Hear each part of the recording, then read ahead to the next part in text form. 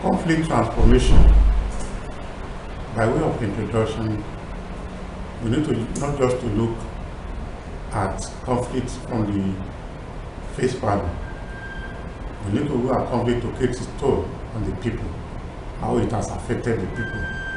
We need to do something to it so that we don't allow it to degenerate. One of the steps that we can do is to change the nature of issues and parties in conflict. Like I said at the introductory stage, this is called conflict transformation. In this lesson, you are expected at the end of this unit, you should be able to discuss the basic idea of conflict transformation and its features. You should be able to describe the different complementary scopes of conflict transformation, and you should be able to explain its indispensability for a very positive peace in any society. Well, let us look at the concept of conflict transformation, a conceptual field. It's an approach which aims to recognize the grievances, needs, and issues of all the parties in conflict. It focuses on the processes by which conflict develops into violence, rather than focusing exclusively on how to bring a violent conflict quickly to a ceasefire or settlement. We need to look at the grassroots, we need to look at the root causes and what are the issues in conflict.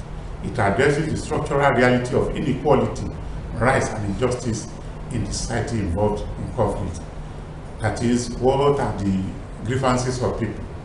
And it's integrative conflict resolution orientation that aims at possibly altering those perceptions of people and the way they communicate and the root factors involved in conflict.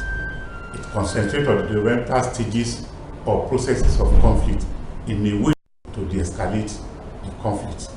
One of the chief proponents of conflict transformation is Ledratch in 1995. It distinguished conflict transformation from conflict management and conflict resolution, saying that there are three different concepts. Mitchell in 1988 categorizes conflict transformation as those dealing with personal changes, those dealing with structural changes, and those dealing with personal changes and relationship in conflict. So, types of conflict transformation that we can look at are issues transformation. According to Schmidt in 2000, the change in the political agenda of the conflict, downplaying the importance of original conflict issues and the importance of original conflict, and emphasizing shared concern for new issues. What are the issues that can make the society progress, rather than probably the primordial views that people have? Root transformation. What do we need to change? What are the norms that need to change? Which actors in conflict aspect to follow in their mutual interaction so that there can be peace in the society? And again, structural transformation, according to that term 1996, is influencing structures of officially preventing any win-lose outcome or failing in the post-conflict phase. That is, there is no winner, there is no loser. It's a win-win situation.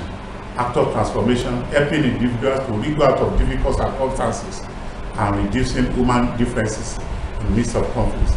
According to Bush and Fogler 1994, they argue that transformation of society is an indirect result of individual transformation.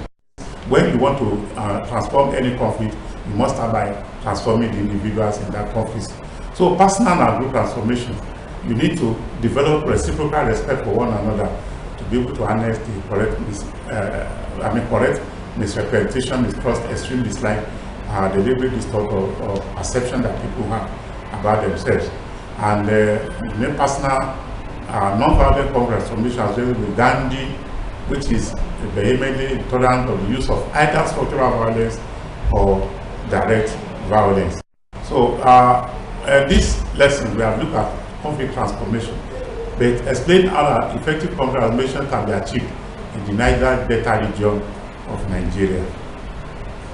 Well, while you are reflecting on that, I think you must look at the issues involved in the Niger Delta crisis, essentially the environmental degradation and the feeling of neglect of people or marginalization of the people. How do you transform this? How do you provide their needs? How do you make the environment more habitable for people? These are ways by which we can achieve effective conflict transformation. But in summary, conflict transformation pays attention to how conflict transforms relationships, communication, perception, issues, and social organization than simply focusing on its endpoints as it relates to conflict resolution and conflict management, which are other methods of looking at conflict.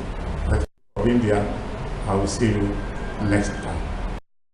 So I expect that you go back to Module 1, Unit 5, and of course this is the end of this module. You look again into your course material and make sure you participate in the online discussion and take part in everything that is done online in this program. Thank you, you are welcome. And don't forget, at the end of this unit, you need to do your total math assignment 1. Thank you.